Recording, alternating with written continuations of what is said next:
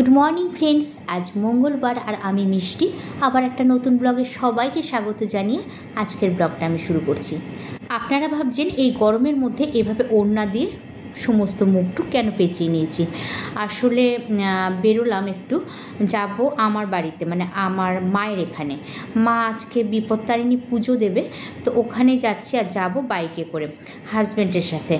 আর বাইকে করে যাবো, আর বাইরে প্রচণ্ড রোদ, আর তার জন্য আমি এভাবে পেঁচিয়ে নিয়েছি ওড়নাটা। মা বারবার করে বলেছিল যেন সকাল সকাল যাই। আসলে একটা পুজো বাড়িতে অনেক কাজ থাকে, অনেক গোছ গাছ গোছানোর অনেক কিছু থাকে, তো আমার বেরোতে বেরোতে অনেকটা দেরি হয়ে গেছে।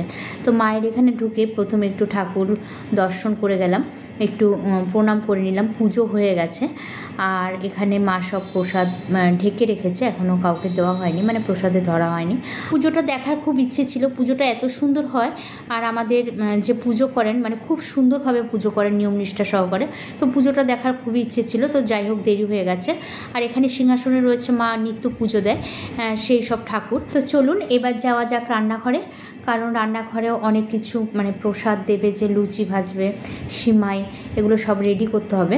যদিও মা সিমাইটা করেছে, কিন্তু সিমাই মানে দুধটা বেশি হয়ে গেছে আর সিমাইটা কম হয়ে গেছিলো, তাই আমি আবার আসার সময় সিমাই নিয়ে এসেছিলাম।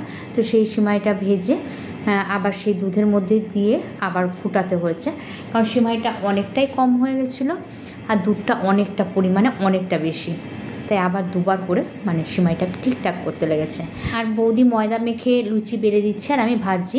আর এখানে বৌদি আমি আসার আগে কিছু লুচি ভেজে রেখেছিল মানে প্রসাদ দেওয়ার জন্য, সেগুলোকে দিয়ে আসা হয়েছে কিছু কিছু, আর কিছু এখনও বাদ আছে, যেগুলোকে লুচি ভাজার পরে সিমাই, লুচি, এই সমস্ত কিছু দিয়ে প্রসাদ দিয়ে আসতে হবে। আর এগুলো করতে করতে আমি এক ফাঁকে কাকিমার ঘর থেকে ঘুরে এলাম। চলুন দেখাই কাকিমাকে। কাকিমা চোখ অপারেশন করে এখন বাপি লাহিড়ি সেজেছে। কাকিমাকে খুব সুন্দর লাগছে দেখতে এসেছিলাম, চোখ অপারেশনের পরে দেখতে আসিনি। আজকে পুজো হচ্ছে তাই কাকিমাকে দেখে গেলাম। কাকিমা হাই করে দাও। আর এদিকে আমার বোন স্কুল থেকে এসে পড়তে বসে পড়েছে, মানে বোন না, বোনের ছেলের মানে পড়াগুলো টাস্কগুলো রেডি করছে। ছেলে এখনও স্কুল থেকে আসেনি, বোন আগে চলে এসছে। আর এখানে আমার বাবা, মা, আমি সবাই বসে রয়েছি। মানে ওদিকে বৌদি খিচুড়ি করছে, মানে রান্নার বৌদি খিচুড়ি করছে, তাই অর্ধেক মানে সব কাজ করে এসেছি, বাদ বাকি লুচিটা গিয়ে ভাজবো, তাই এখানে একটু বসে সবাই একটু গল্প করে নিচ্ছে। আর মা এখানে বিপত্তারিণী লাল সুতো কিছুটা করে রেখেছে, কিছুটা বাদ বাকিটা আমি করছিলাম। আর এখানে বোনের ছেলের হোমওয়ার্ক যেগুলো, সেগুলো কি দাগ টাগ কেটে ছকটক করে কি সব রেডি করছিল। তো স্কেল আনিনি, স্কেলটাই খুঁজে বেড়াচ্ছে। আর এদিকে দেখুন গরম গরম খিচুড়ির হাঁড়ি কিন্তু নেমে গেছে, আর খিচুড়িটা দেখতে একদম ভোগের খিচুড়ির মতো হয়েছে, জানি না খেতে কেমন টেস্ট হবে। আর এখানে বসেছে লুচি বানানো হবে, তার তেল গরম হচ্ছে। আর এখানে আমি ছোট ছোট করে ফুচকার মতো করে গ্লাস দিয়ে লুচি কেটে নিচ্ছি, মানে 13টা লুচি খেতে লাগে, এর জন্য এটা মায়ের জন্য আগে করে নিচ্ছি, যে 13টা লুচি ছোট ছোট ফুচকার মতো। 13টা লুচি, 13টা ফল, 13টা ফল ফুল সব কিছুই লাগে, তার লুচিগুলো ছোটো ছোটো ফুচকার মতো করছি, যেন মা 13টা লুচি খেতে পারে। আর লুচিগুলো দেখতে এত সুন্দর হয়েছিল, মনে হচ্ছিলো যেন পুরো ফুচকার মতো, খুব সুন্দর লাগছিল দেখতে।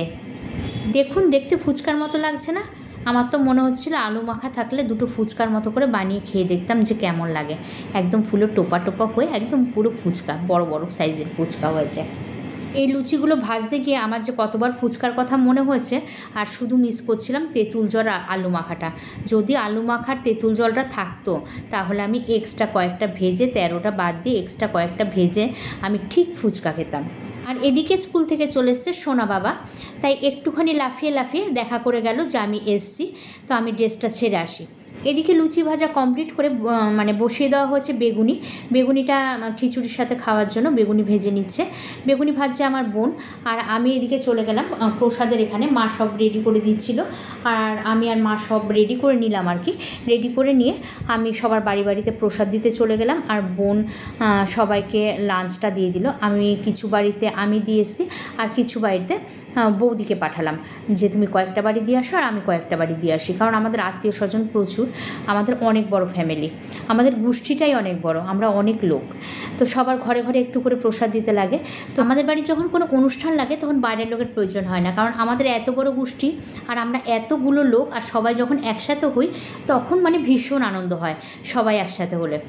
আর এদিকে দেখুন এই ঘরটা অনেক পুরনো। এটা মানে আমার বাবারা বাংলাদেশ থেকে যখন এসেছিল কি বিনিময় করে আসতে লাগে না কি করতে লাগে, আবার এখানে ঘর জায়গা সমেত কিনেছিল, আবার বাংলাদেশেরগুলো এরা চলে গেছিলো, এরকম কিছু একটা হবে হয়তো বিনিময় করে। তো সেই পুরানো দিনের ঘর, কাচারি ঘর বলতো এটাকে, এখনও আমরা কাচারি ঘরই বলেই জানি। তো ওটাকে গুছিয়ে সাজিয়ে গুছিয়ে বাবা মানে আবার নতুন করে এটাকে ঠিকঠাক করে নিয়েছে। তো কেউ থাকে না, বাস রেডি করা সব কিছুই আছে। এদিকে আমার বোন ছেলেকে খাইয়ে নিয়েছে, মানে সোনা বাবাকে আগে খাইয়ে নিয়েছে, তারপরে ও লাঞ্চ পরিবেশন করছে, কারণ আমরা কিচেনে কেউই ছিলাম না। আমার বাবা মানে বৌদির হাজব্যান্ড মানে দাদা এসেছিলো, তো উনিও বসেছে। ফটো উঠে যাচ্ছে কিন্তু, কালকে কিন্তু ফেসবুকে চলে যাবে। হাই করো, হাই ফ্রেন্ডস। ভালো করে দাঁড়াও দাঁড়াও দাঁড়াও, বসে বসে দুষ্টামি না করে। হাই, তুমি স্কুলে গেছিলে বলো? স্কুলে গেছিলাম, স্কুল থেকে এসে খেতে এখন পাপার সাথে শুয়েছিলাম। আচ্ছা, কি খেয়েছো বলো? খিচুড়ি আর তরকারি, কিসের একটা তরকারি, বাঁধাকপির তরকারি। আর তোমার নাম বলো, কোন ক্লাসে পড়ো বলো? আমার নাম দেবস্মিত ঘোষ, আমি ক্লাস 2-তে পড়ি, সেকশন এ। আর স্কুলের নাম বলো? Don Bosco school, Kalyani. Very good. তোমাকে কে নিয়ে যায় স্কুলে? বাবা। আর কে নিয়ে আসে? বাবা। বাহ, ভেরি গুড। এক্সাম আছে, বেরিয়ে যাবে, তার জন্য ওর মা লাঞ্চ করছে, আমরা একটু পরে করব। আর ও অনেক দিন পরে দেখা হচ্ছে, এখনই বেরিয়ে যাবে, তাই একটু আদরটা বেড়ে গেছে। আর সারাদিন ছিল না, স্কুলে ছিল, তাই ঘাম, সারা শরীরে ঘাম, তাতেই আদর করছে। বাইরে বেরিয়ে এসছে, এখন ওরা বেরিয়ে যাবে, তাই আমরা সবাইও বেরিয়ে এসেছি। আর চলে যাচ্ছে তো, তাই একটু আদর টাদর করে নিচ্ছে। এবার আমার আদরটা বন্ধ হয়েছে, এবার আমার বাবাকে বেশ আদর টাদর করে নিচ্ছে। বাবা হেলমেট পরিয়ে দিচ্ছে, আর ও ফাঁকা পেয়ে আদরটা করে নিল। এবার ওরা বেরোবে, আর আমরা সবাই দাঁড়িয়ে আছি, ওরা বেরোলে গিয়ে বাদবাকি কাজটা গিয়ে করব। আর এদিকে আমার বোনকে দেখেন যে খেয়ে যাচ্ছে, আবার পোটলা ভরে নিয়েও যাচ্ছে, মানে কোনো কিছু বাদ দিচ্ছে না। আর যদিও আমিও তা নিয়ে গেছি, সেটা পরে দেখাচ্ছি। মেয়েরা খেয়ে যায় আবার নিয়েও যায়। তো যাই হোক, ওরা বেরিয়ে গেল, আর আমরা ঘরে ঢুকে পড়লাম সবাই। বাদ বাকি কাজ আছে, আমরা এখনও লাঞ্চ করিনি, অনেকটা বেলা হয়ে গেছে। তো আমার হাজব্যান্ড এসছে। কেমন খাচ্ছেন? বেগুনিটা তেল বেশি, শালি বেঁচেছে আপনার। আর খিচুড়িটা একটু পাতলা হলে ভালো হতো। খিচুড়ি যখন নেমেছিল পাতলা ছিল দাদা, পরে খিচুড়ি নিয়ম হলো থাকলে ঘন হয়ে যায়, আপনি মনে জানেন না। জল করে নামাতে হয়, পাতলা জল নামাতে হয়। না, ওটা কীর্তনের খিচুড়ি না যে পাতলা জল, আমরা কেউ পছন্দ করি না পাতলা জল। পাতলা হলে টেস্ট হতো। খিচুড়ি হবে ঘন, চাকা, ভোগ লাগবে। সবার তো সবার না। হ্যাঁ, আপনার টেস্ট তো কোনো কিছু উল্টো দিকের মানুষ আপনি। আর বৌদি খাচ্ছে ভাত, আমরা সবাই খিচুড়ি আর বৌদি ভাত ভালোবাসে। এতক্ষণ হাজব্যান্ডের সাথে তর্ক বিতর্ক করছিলাম খিচুড়ি নিয়ে। আর এই থালিটা মানে সাজিয়ে নিয়েছি, তো থালির মধ্যে কী কী আছে সেটা দেখাচ্ছি। এখানে খিচুড়ি আছে, বাঁধাকপি, বেগুনি, লুচি আছে, তার সাথে সিমাই, চাটনি আর পাঁপড়, এগুলোকে সব সাজিয়ে নিয়েছি। সবার লাঞ্চ হয়ে গেছে, এটাকে সাজিয়েছিলাম আপনাদের দেখানোর জন্য।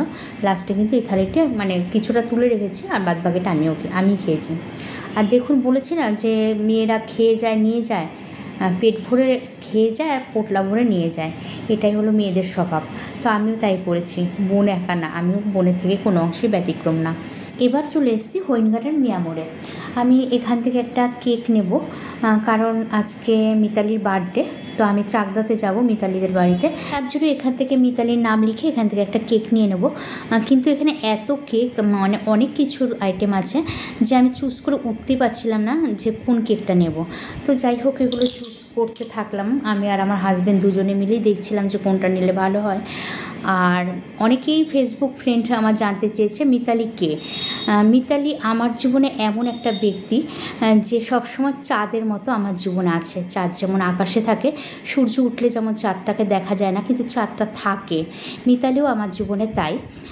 মা বাবা ভাই বোন স্বামী সন্তান সবাই আছে, সবার আদর ভালোবাসা এদের সাথে আমার রক্তের সম্পর্ক, তাই সবার আমাকে ভালোবাসাটা স্বাভাবিক। আর মিতালির ভালোবাসাটা আমার জীবনে এক্সট্রা পাওনা। রক্তের সম্পর্ক হলেই মানুষ মানুষের আপন হয় না, সেটা মিতালি আর আমার সম্পর্কটা দেখলে বোঝা যায় যে এতটা ভালো সম্পর্ক। আর ভগবানের অশেষ আশীর্বাদ যে মিতালি আর আমার সম্পর্কটার ওপরে আছে। ভগবান যেন সারা জীবন আমাদের সম্পর্ক এভাবেই টিকিয়ে রাখে। মিতালি আমার গভীর ভালোবাসা, মিতালি আমার শক্তি, মিতালি আমার অবলম্বন, মিতালি আমার এনার্জি, মিতালি আমার সাহস, আরও অনেক কিছু, সব কিছুই। আর মিতালির বাড়ি যাওয়ার জন্য আমার কোনো ইনভাইট লাগে না। আর ওর বার্থডে যেহেতু আমি যাবই, যেখানেই থাকি, যদি বেঁচে থাকি তাহলে অবশ্যই যাব, সেটা যে কোনো টাইমেই হোক না কেন। আর মিতালিও একইভাবে সেম এই জিনিসটা যেটা আমি অনুভব করি সেই সেম জিনিসটা ও অনুভব করে। একজনের প্রতি আরেকজনের ভালোবাসা না থাকলে একটা সম্পর্ক টিকে থাকে না। তাই এত কিছু মিতালির সম্পর্কে আজকে বললাম, যেটা এতদিন মনের ভেতরে ছিল সেটা আজকে আপনাদের সাথে অনেকেই জিজ্ঞেস করেছেন, ক্লিয়ার করে দিলাম। তো যাই হোক, চলে এসেছি। আর এদিকে দেখুন বিশ্বরাগের অবস্থা, মিতালির ছেলে দুষ্টুপিটা দেখেন।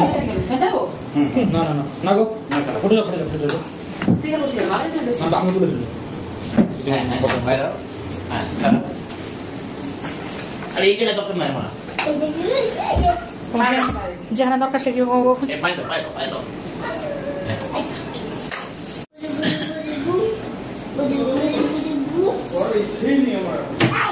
সব রেডি করে নিয়েছি, কেক আর পায়েস। আর মিতালির ছেলে ঘোরাঘুরি করছিল, কোন সময় যেন কেকটা চটকে টটকে একেবারে একাকার করে দেয়, একটু ভয় পাচ্ছিলাম, একটু নজরে রাখতে হচ্ছিলো।